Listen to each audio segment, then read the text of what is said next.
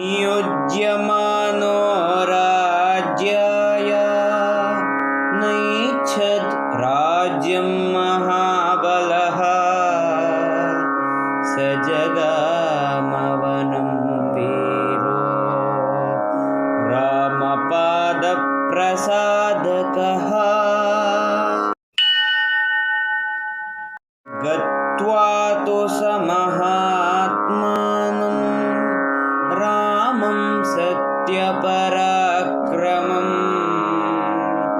अयाचत् भ्रातरं रामम् आर्यभावपुरस्कृतः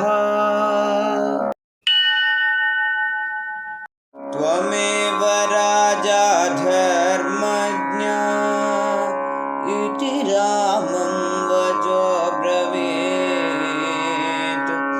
रामोऽपि परमोदारः सुमुखः सुमहायशः